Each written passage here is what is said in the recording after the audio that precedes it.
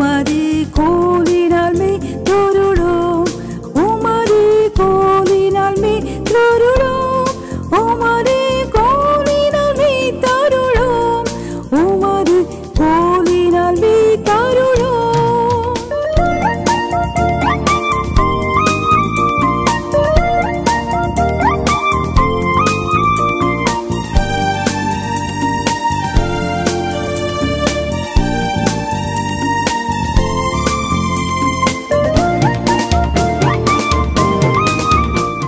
Today is the International Labor Day. இன்று உலக தொழிலாளர்கள் தினம். So the Lord has given me a message to share with you. கர்த்தர் எனக்கு உங்களோடு பகிர்ந்து கொள்ளக்கூடிய ஒரு செய்தியை அளித்திருக்கிறார். The caption of this message is இந்த செய்தியின் தலைப்பு Labor, Ministry, Reward. The Tamil words are wonderful. Tamil இது மிக அழகாக இருக்கிறது. From the word உழைப்பு we get the word ஊழியம். இந்த உழைப்பு என்ற வார்த்தைக்கு நாம் ஊழியம் என்ற வார்த்தை உழைப்புங்கிற வார்த்தையிலிருந்து ஊழியங்கிற வார்த்தை வருது. உழைப்பு என்கிற வார்த்தையிலிருந்து ஊழியம் என்கிற வார்த்தை. From the word ஊழியம் we get the word ஊதியம். ஊழியம் என்கிற வார்த்தையிலிருந்து நாம் ஊதியம் என்கிற வார்த்தையை பெறுகிறோம். When we give உழைப்பு நாம் ஒரு உழைப்பை கொடுக்கின்ற பொழுது we are doing ஊழியம். நாம் ஊழியம் செய்கின்றோம். When we are doing ஊழியம் நாம் ஊழியம் செய்கின்ற பொழுது we get the ஊதியம் reward. நமக்கு ஒரு ஊதியம் கிடைக்கிறது. Allow to go with one verse. நான் உங்களோடு கூட ஒரு வசனத்துக்கு நேராக கடக்க விரும்புகிறேன். Proverbs chapter 14 verse 23. நீதிமொழிகள் 14ஆம் அதிகாரம் 23ஆம் வசனம். In all labor there is profit. சகல பிரயாசத்தினாலும் பிரயோஜனம் உண்டு. In all labor சகல பிரயாசத்தினாலும் there is profit. பிரயோஜனம் உண்டு. When Honorable Indira Gandhi was the Prime Minister, Indira Gandhi பிரதம மந்திரியாக இருந்த பொழுது there was a 20-point program. 20 அம்ச நிகழ்ச்சிகள் இருந்தது. I don't remember 19 points. எனக்கு 19 குறிப்புகள் தெரியாது. Only one point I remember. எனக்கு ஒரே ஒரு குறிப்பு மட்டும் தெரியும். There is no substitute for hard work. கடின உழைப்புக்கு ஈடு இணை இல்லை. There is no substitute for hard work. கடின உழைப்புக்கு ஈடு இணை இல்லை. Whether it's your business, உங்கள் தொழிலாக இருக்கலாம், or it may be your studies, உங்கள் படிப்பாக இருக்கலாம், or it may be the ministry, நீங்கள் செய்கிற ஊழியமாக இருக்கலாம். there is no substitute for hard work. கடின உழைப்புக்கு வேறாக ஒன்றுமே இல்லை. Glory be to the Lord's holy name. கர்த்தருடைய பரிசுத்த நாமத்துக்கு மகிமை உண்டாவதாக. The word labor, உழைப்பாளி என்ற வார்த்தை, it comes from the phrase painful toil. அது ஒரு வேதனையோடு பாடுபடுவது. வேதனையோடு பாடுபடுவது. Painful toil. வேதனையோடு பாடுபடுவது. That is called labor. அதை தான் உழைப்பாளி என்று சொல்கிறோம். உழைப்பு. உழைப்பு என்று சொல்கிறோம். And also the child bearing a child, that's also called labor.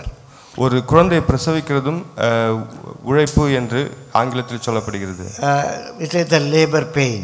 அதை நாம் லேபர் பெயின் என்று சொல்லுகிறோம். In the process of a child birth, இந்த குழந்தை பிறக்கும் அந்த பிரயத்தனத்திலே, from the start of uterine contraction, அந்த குழந்தை பிரசவிக்க அந்த வலி வேதனை வர்றதுலேருந்து குழந்தை பெற்றெடுக்க வரைக்கும், from the child is delivered, it is called labor. குழந்தை அந்த அந்த வலி ஆரம்பிக்கிறதுலேருந்து பிரசவிக்கிற வரைக்கும் இருக்கிற அந்த ஒரு காலகட்டத்தை நம்ம லேபர் என்று சொல்கிறோம். Excruciating pain. அது ஒரு தாங்கவன்னா ஒரு வலியா இருக்கிறது. About that pain Jesus says, அந்த வலியை குறித்து இயேசு சொல்லுகிறார். John chapter 6 verse 27. யோவான் 6ஆம் அதிகாரம் 27ஆம் வசனம். John 6:27. யோவான் 6ஆம் அதிகாரம் 27ஆம் வசனம். எல்லா உழைப்புக்கும் there is a benefit. ஒரு ஊதியம் உண்டு.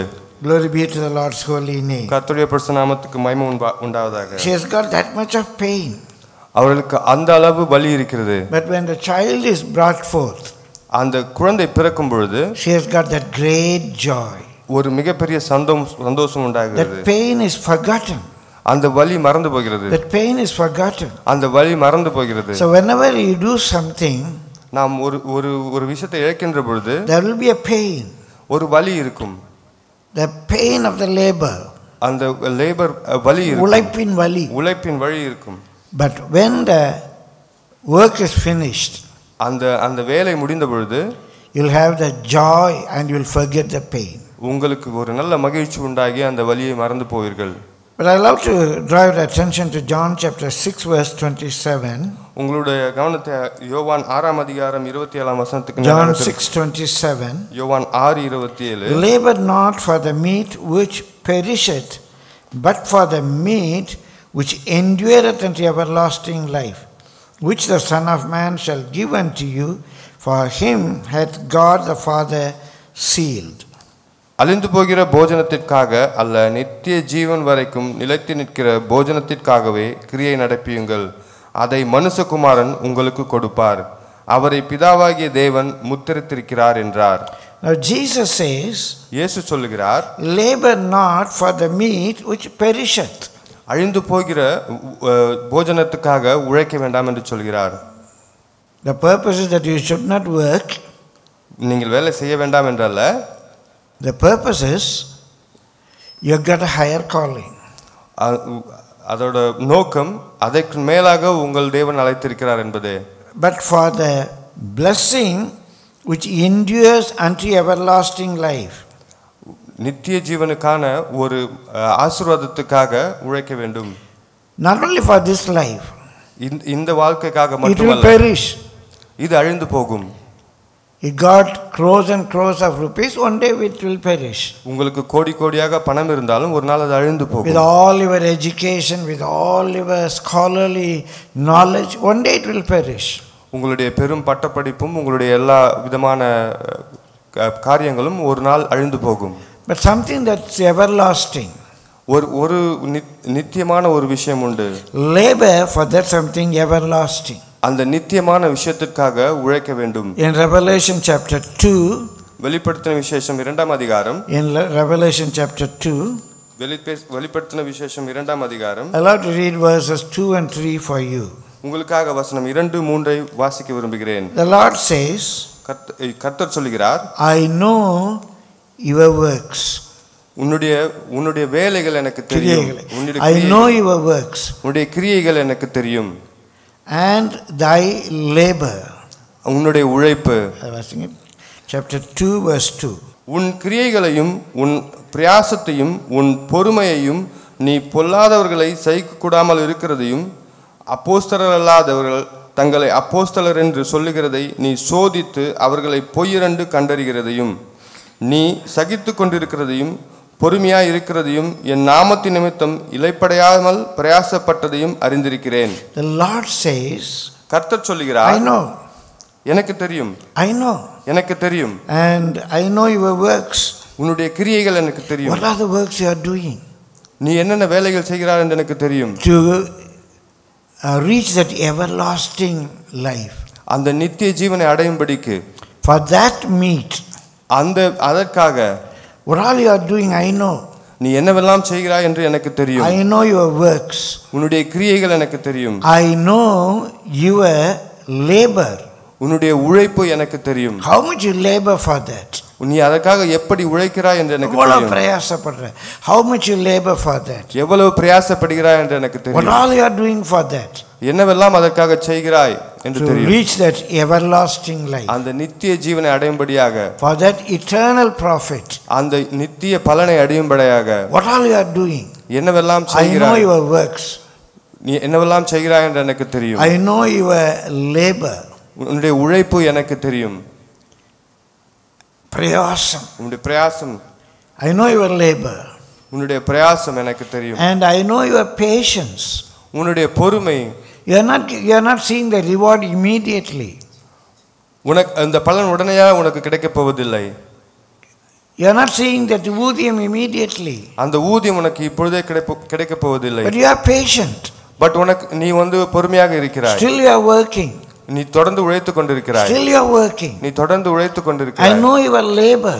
உன்னுடைய உழைப்பு உன்னுடைய பிரயாசம் எனக்கு தெரியும். And not only that, அது மட்டுமல்ல, how hast thou canst not bear them that are evil? அந்த பொல்லாதவர்களை பொறுத்து சகிக்க முடியாமல் இருக்கிறதையும், anything that is evil, அந்த பொல்லாதவர்களா இருக்கிற காரியங்கள் எதுவா இருந்தாலும் you are unable to accept. அதை உன்னால் பொறுத்துக்கொள்ள முடியவில்லை. I know you are good. நீ நல்லவன் எனக்கு தெரியும். I know how much you are good. நீ எவ்வளவு நல்லவன் எனக்கு தெரியும். You are not able to accept anything that is evil. அந்த எந்த வகையான பொல்லாத காரியங்களையும் உன்னால் பொறுத்துக்கொள்ள முடியவில்லை. The Lord says, I know your labor. உன்னுடைய பிரயாசம் எனக்கு தெரியும். I know your works. உன்னுடைய வேலைகள் எனக்கு தெரியும். I know how much you are patient. நீ எவ்வளவு பொறுமையாக இருக்கிறாய் என்று எனக்கு தெரியும். And you are unable to accept anything that is evil. நீ பொல்லாதவைகளை பொறுத்துக்கொள்ள முடியாமல் இருக்கிறதையும் எனக்கு தெரியும் என்று கர்த்தர் சொல்கிறார். Thou hast tried them which say they are apostles and are not, and hast found them liars. நீ அப்போஸ்தலர் அல்லாதவர்களை தங்களை அப்போஸ்தலர் என்று சொல்லுகிறதை நீ சோதித்து அவர்களை பொய்யர் என்று கண்டறிந்ததையும். In the process of your works, உன்னுடைய வேலையின் காரியங்களிலே, in the process of your labor, உன்னுடைய பிரயாசங்களின் காரியங்களிலே, you are able to find out those who pretend. நீ யாரெல்லாம் நடிக்கிறார்கள் என்று உன்னாலே கண்டறிய முடிகிறது. You are able to test and say, oh, he is a liar. உன்னாலே சோதித்து அவர்கள் பொய்யர் என்று கண்டறிய முடிகிறது. They may even call themselves apostles. அவர்கள் தங்களை அப்போஸ்தலர்கள் என்று தங்களை கூறிக்கொள்கிறார்கள். They may say they pastors. அவர்கள் தங்களை போதகர்கள் என்று அழைத்துக் கொள்கிறார்கள். Evangelists. ஊழியக்காரர்கள் என்று அழைத்துக் கொள்கிறார்கள். You are able to test and see that they are liars. நீ அவர்களை சோதித்து அவர்கள் பொய்யர் என்று கண்டறிகிறாய்.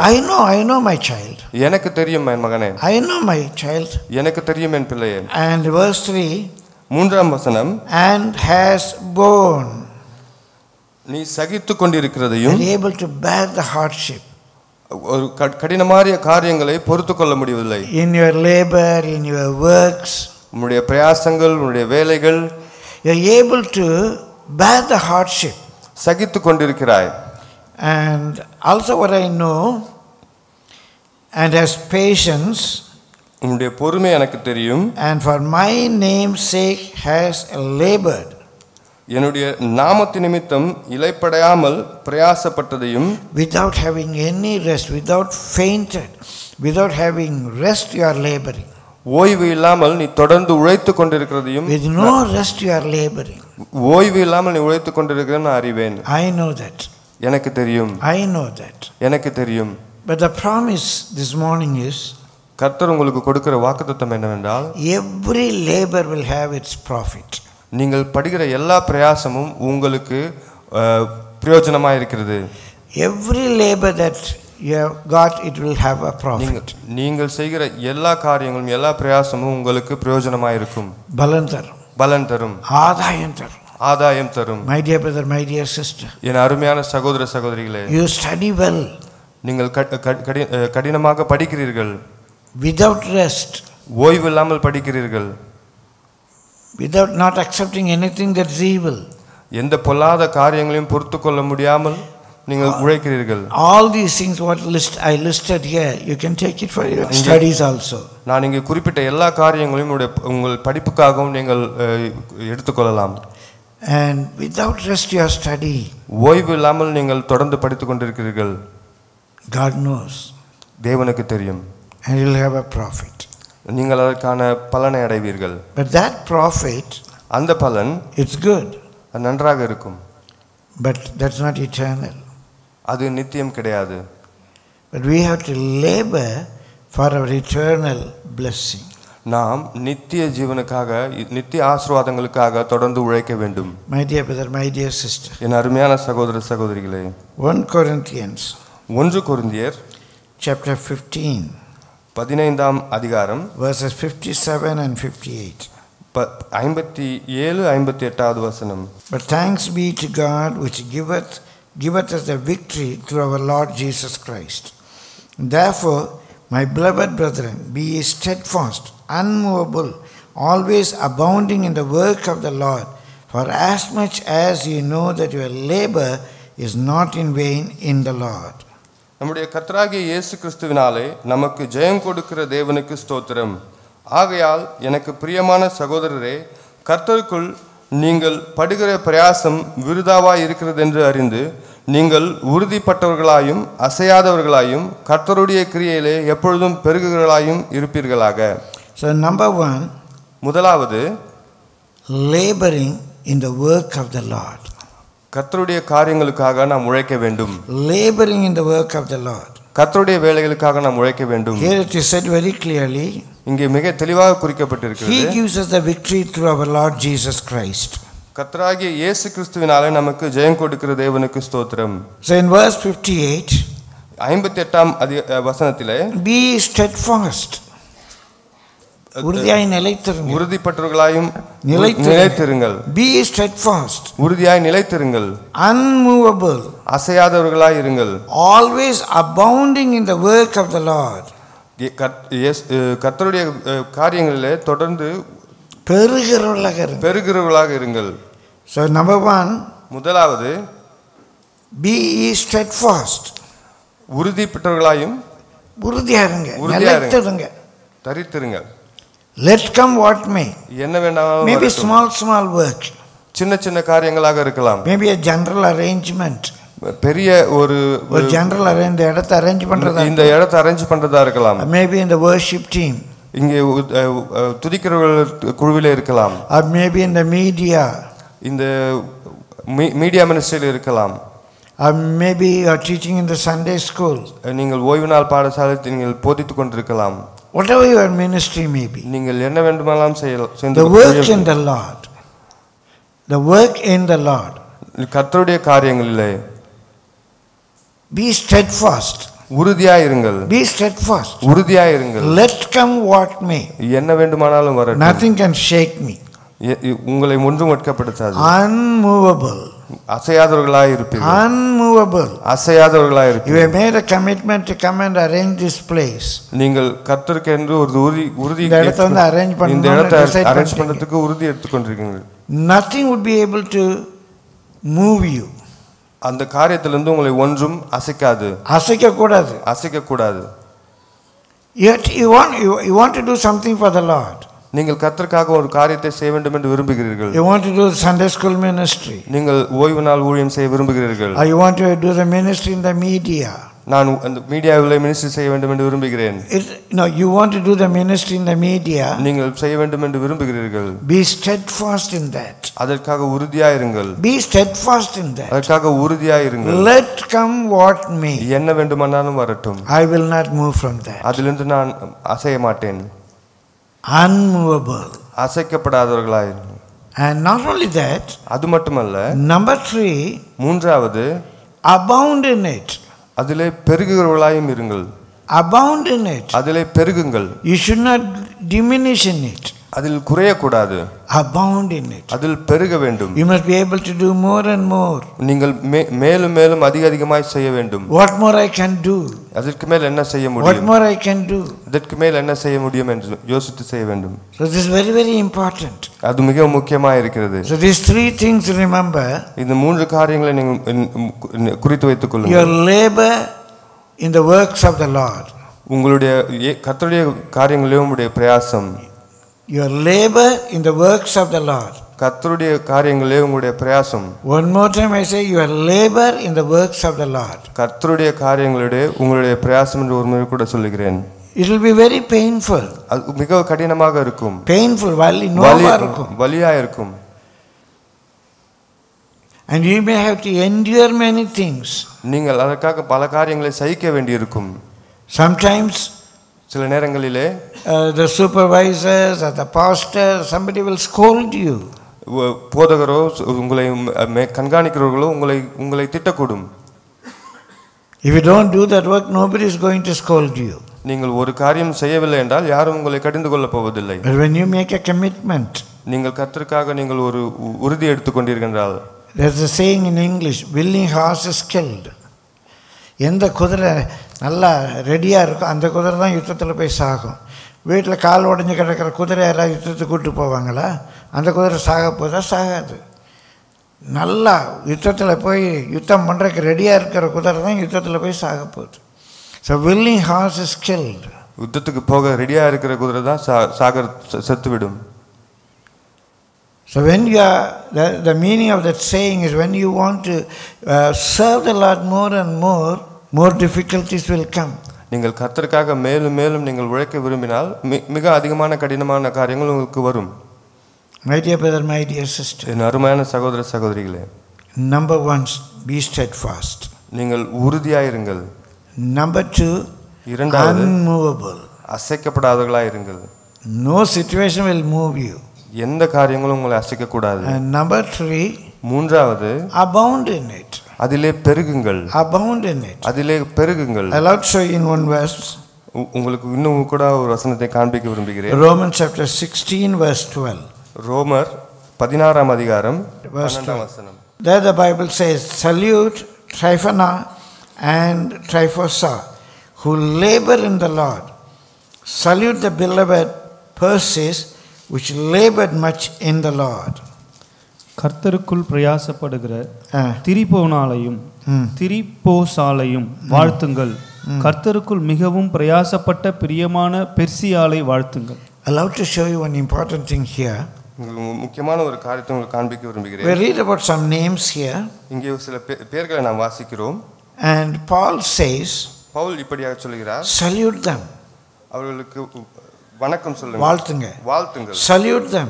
அவங்களை வாழ்த்துங்கள். Salute Tryphena. திரிபோசாலை வாழ்த்துங்கள். And salute Tryphosa. திரிபேனாலை வாழ்த்துங்கள். Salute Persis.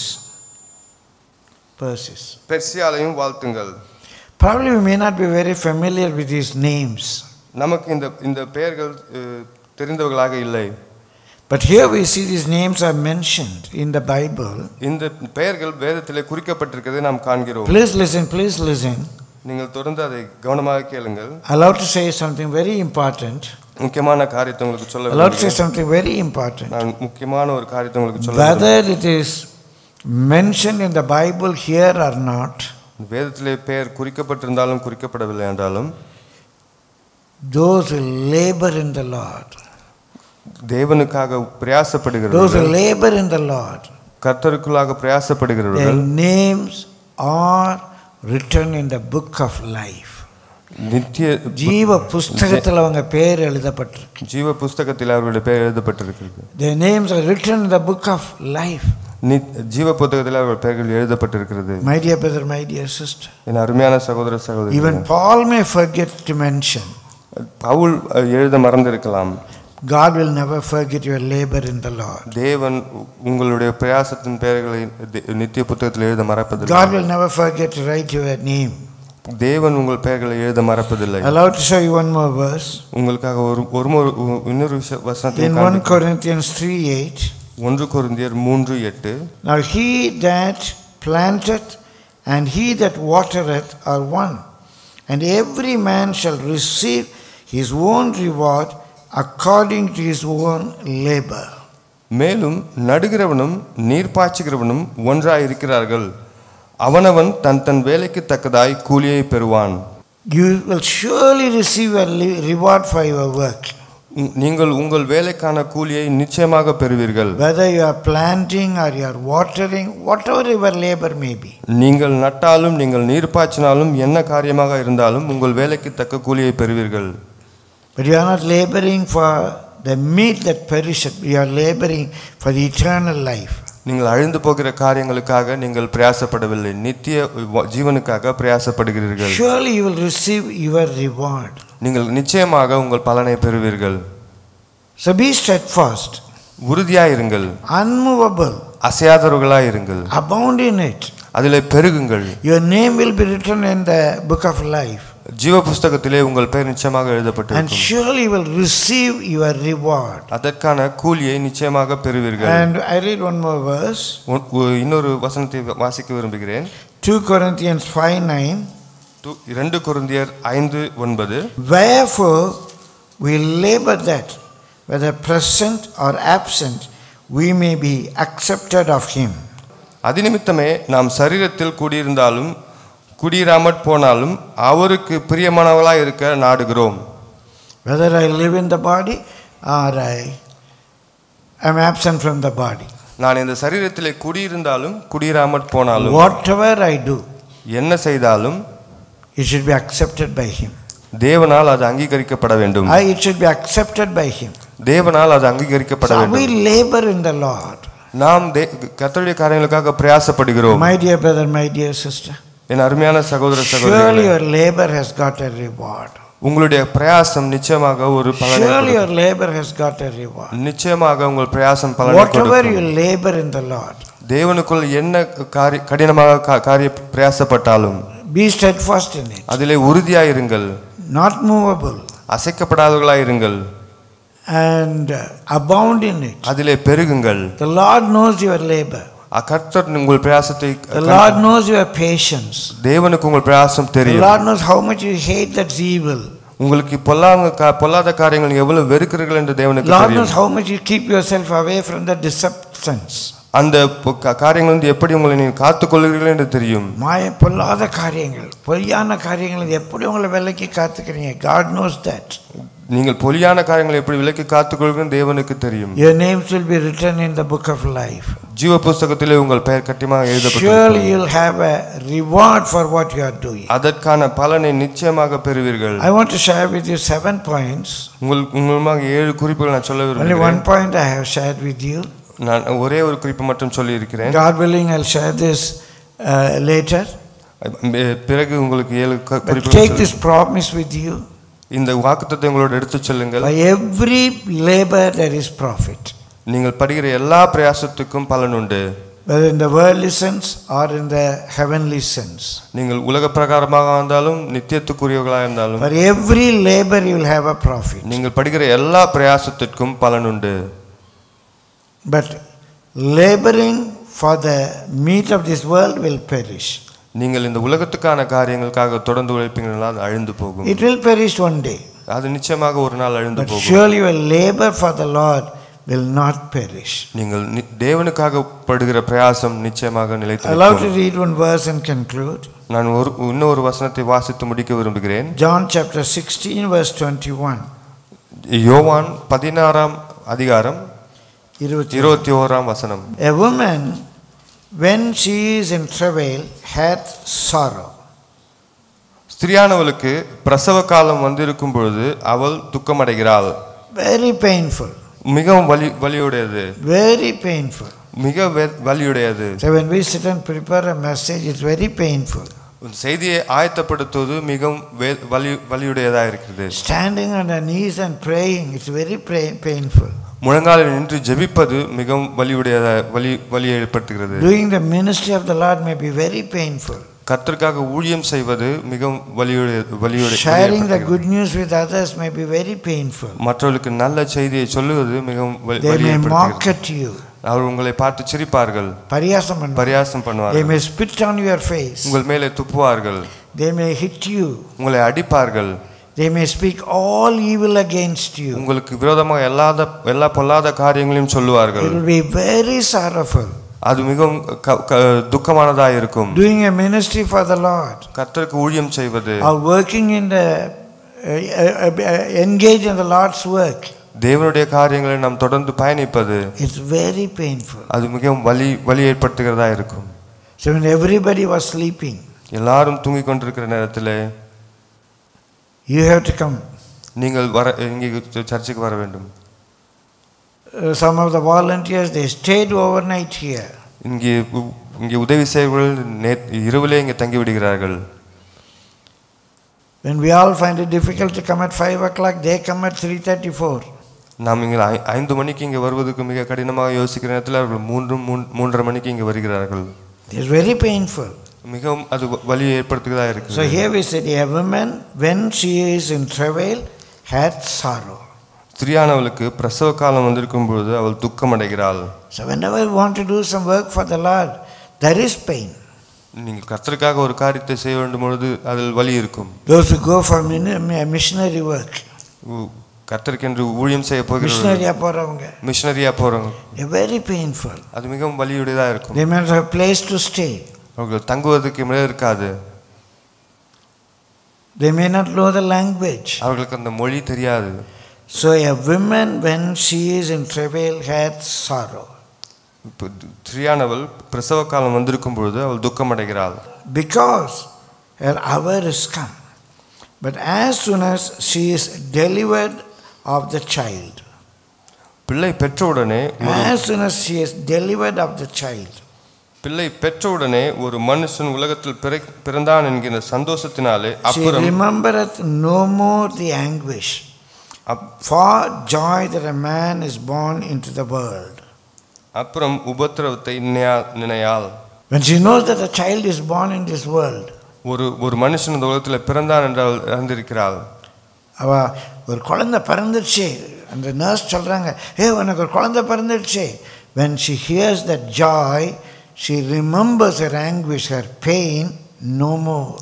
அந்த குழந்தை பிறந்தது என்ற காரியத்தை கேட்ட உடனே அவள் அந்த வலியை உணராது இருக்கிறாள். No more she will remember that pain. அந்த வலி அவளுக்கு தெரிவதில்லை. Similarly, அதே போல தான் whatever your labor may be, நீங்கள் என்ன கடினமான காரியங்கள் பட்டாலும் there will be a pain.